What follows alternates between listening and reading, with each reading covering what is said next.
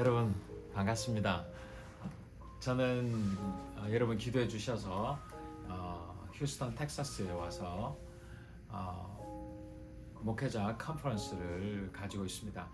오늘은 시차뿐만 아니라 영상의 네트워킹이 잘 되지 않아서 오늘 제 셀폰으로 녹화를 해서 영상을 올려야 돼서 조금 시간을 지키지 못했던 것 여러분 양해해 주시고 내일부터는 여러분의 시간에 맞게끔 함께 영상을 준비하고 또 같이 예배 드릴 수 있도록 같이 노력해 보도록 하겠습니다. 자, 하나님은 오늘도 변함없으시고 신실하신 분이십니다. 우리의 모든 상황을 가장 잘 아시는 분이 우리 하나님 아니겠습니까? 이런 상황 저런 상황 가운데 하나님께서는 주인 되셔서 그 일들을 이루어 가실 것입니다. 우리가 할 것은 하나님을 기대하고 실망하지 않고 또 항상 기뻐하고 쉬지 말고 기도하고 범사에 감사할 수 있는 잘해주고 축복해주고 기도해주는 그 믿음의 삶을 살아내는 우리 모두가 되기를 주님의 이름으로 간절히 축원드립니다. 자, 그러면 제가 잠시 기도하고 2024년 6월 9일 화요일 새벽 예배 여러분 앞에 올려드리도록 하겠습니다.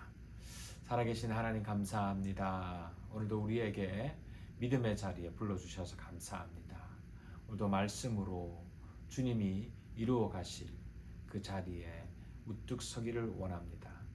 오늘도 일터에서, 오늘 학교에서, 오늘도 가정에서 그리고 내가 생각지 못했던 모든 환경과 상황 속에서 주인 되신 하나님을 기억하고 기도하며 찾으며 그분과 동행하는 믿음의 삶 살도록 오늘도 내 영혼을 붙잡아 주시고 특별히 말씀 가운데 깨닫게 하셔서 그 말씀으로 살아내는 우리 모두가 되게 도와주옵소서.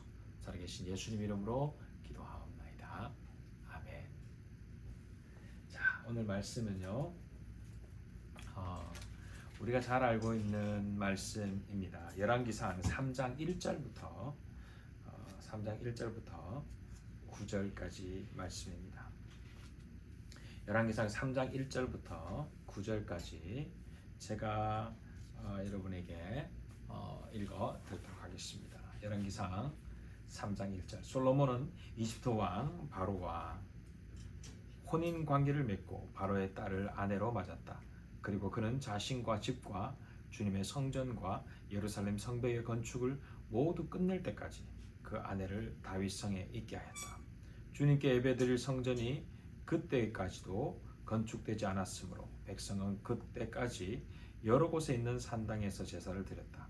솔로몬은 주님을 사랑하였으며 자기 아버지 다윗의 법도를 따랐으나 그도 여러 산당에서 제사를 드리며 분향하였다. 기브온에 제일 유명한 산당이 있었으므로 왕은 늘 그곳에 가서 제사를 드렸다. 솔로몬이 그때까지 그 제단에 바친 범제물은 1000마리가 넘을 것이다. 한 번은 왕이 그리로 제사를 드리러 갔는데 그날 밤에 기브온에서 주님께서 꿈을 솔로몬에게 나타나셨다. 하나님께서 말씀하시기를 내가 너에게 무엇을 주기를 바라느냐 나에게 구하여라 하셨다.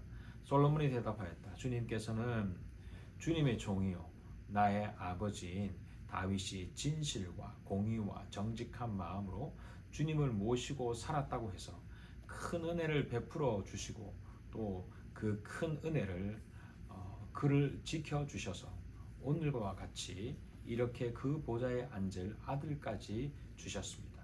그러나 주 나의 하나님 주님께서는 내가 아직 어린 아이인데도 나의 아버지 다윗의 뒤를 이어서 주님의 종인 나를 왕이 되게 하셨습니다. 나는 아직 나가고 들어오는 하는 처신을 제대로 할 줄 모릅니다.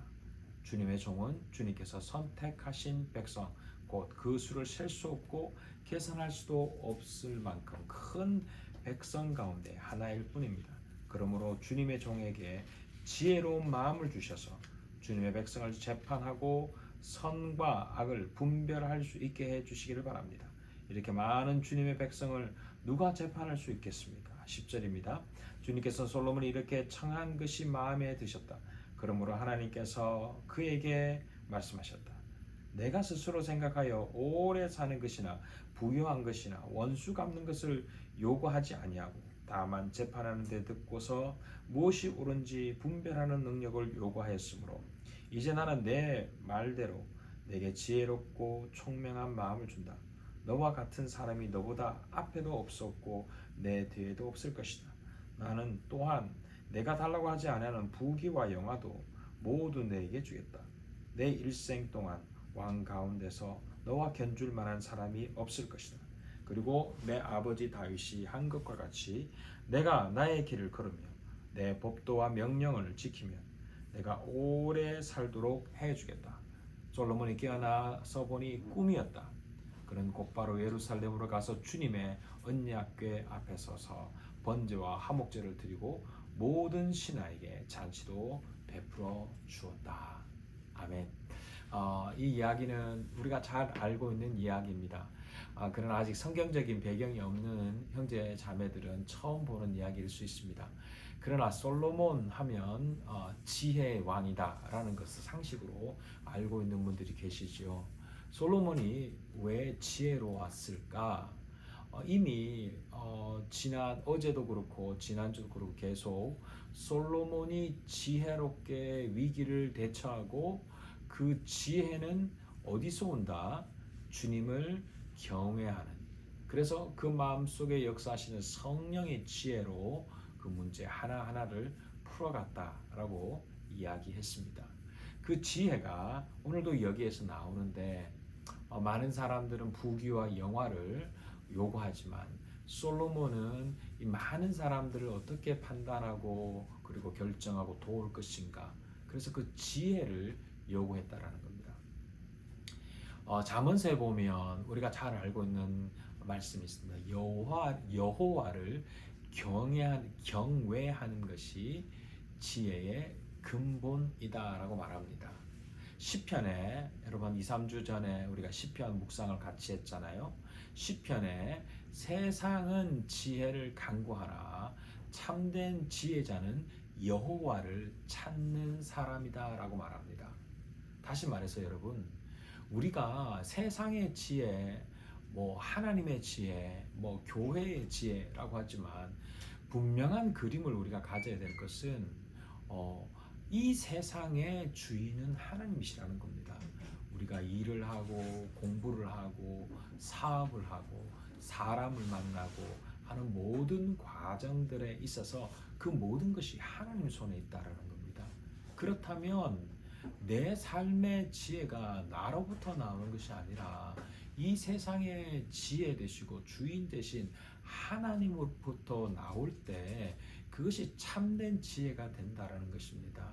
그래서 여러분, 우리가 공부를 하고 그리고 오늘도 비행을 하고 오늘도 환자를 만나고 오늘도 사업을 펼치기 위해서 꿈을 가지고 나아가고 내 미래와 내 신분 문제, 내 취업 때문에 고민하는 우리 모두를 향해서 주님은 이야기합니다. 지혜를 어디에서 구할 것인가? 세상의 주관자 되신 하나님께 지혜를 구해야 됩니다. 그래서 이 솔로몬은 늘 산당에 가서 하나님 앞에 제사를 드립니다. 여러분, 우리가 이 산당이다라고 표현해서 산당하면 무당에 굿하는 곳을 우리가 생각하잖아요. 이게 한글로 번역돼서 그렇습니다. 영어로 high place입니다. 다시 말해서 가장 높은 곳을 말합니다. 다윗이 하나님 앞에 성전을 지으려고 했잖아요. 하나님이 계신 곳. 근데 하나님이 나단 선지자를 통해서 성전을 못 짓게 했습니다. 그리고 누가 짓느냐? 너의 아들이 그 성전을 짓겠다라고 했거든요. 그 아들이 누구죠? 솔로몬입니다. 그 솔로몬이 성전을 짓게 되는데 그 솔로몬이 성전을 지을 때 어떻게 하나님 앞에 마음을 가졌느냐?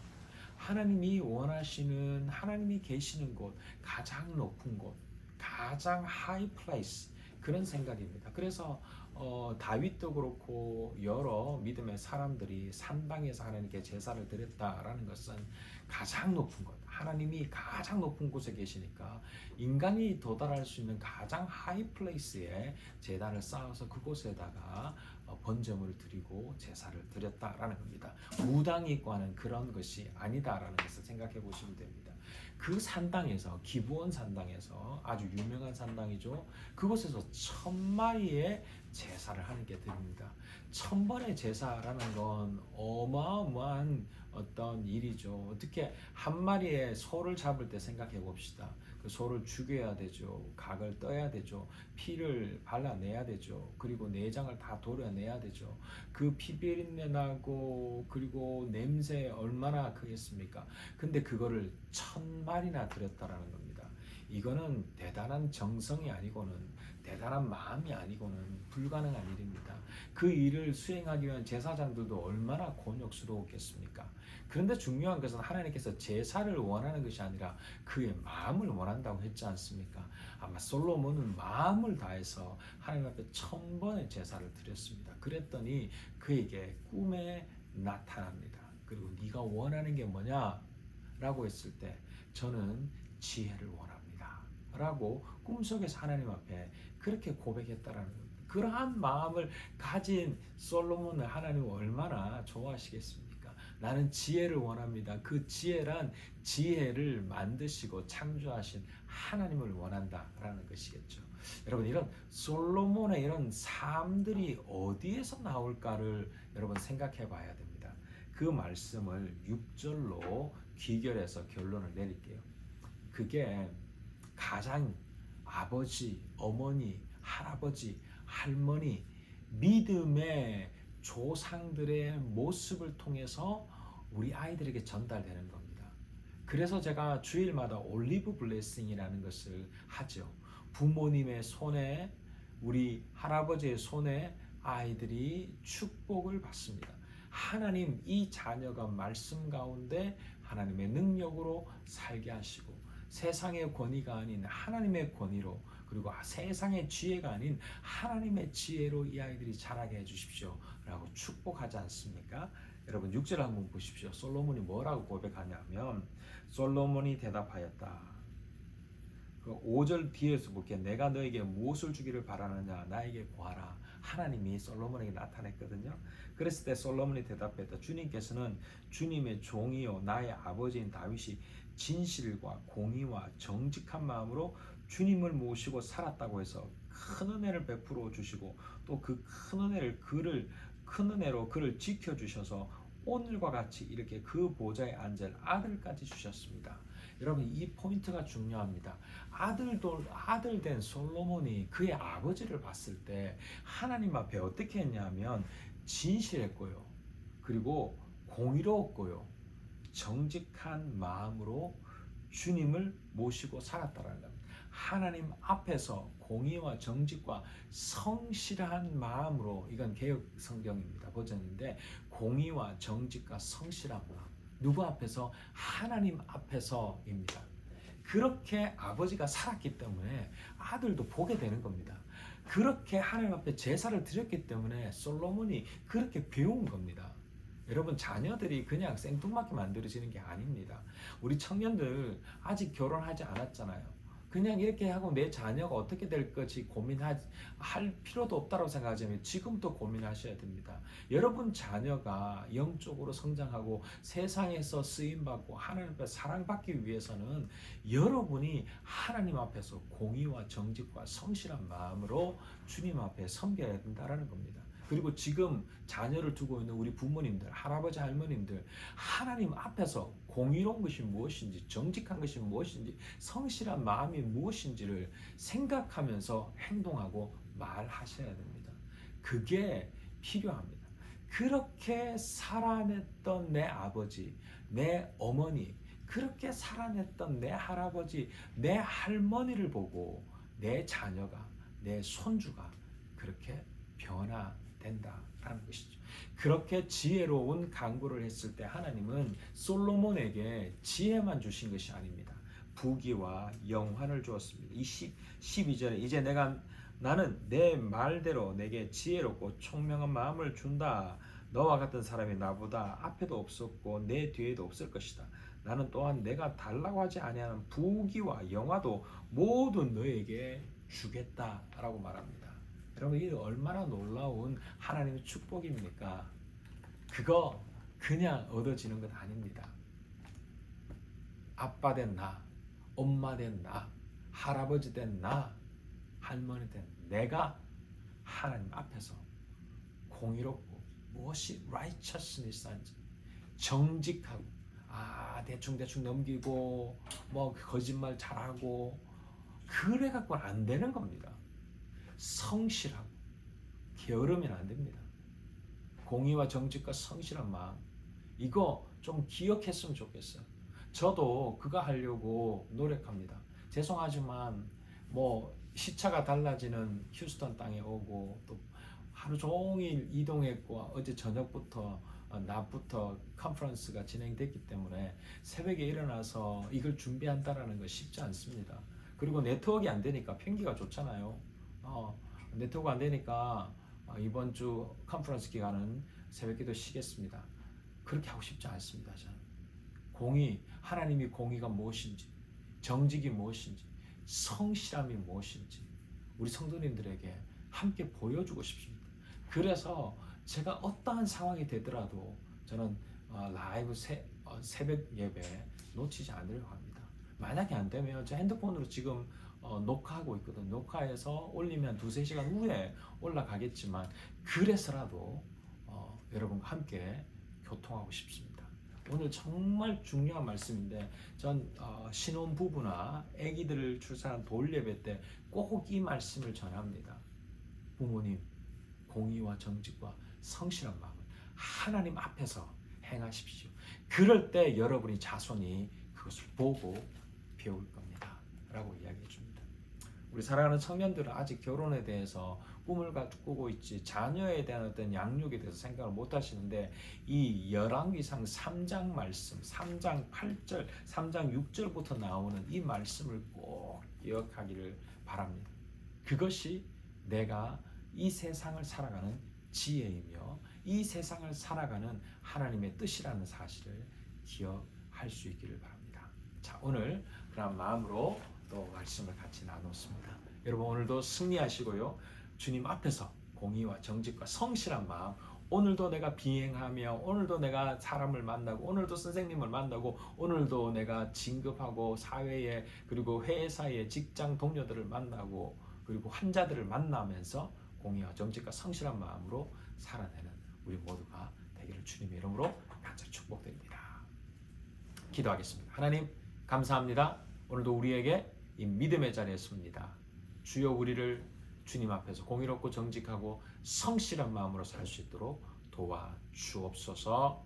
이 모든 말씀 살아계신 예수 그리스도 이름으로 간절히 기도하옵나이다. 아멘. 여러분 오늘도 승리하시기 바랍니다. 샬롬.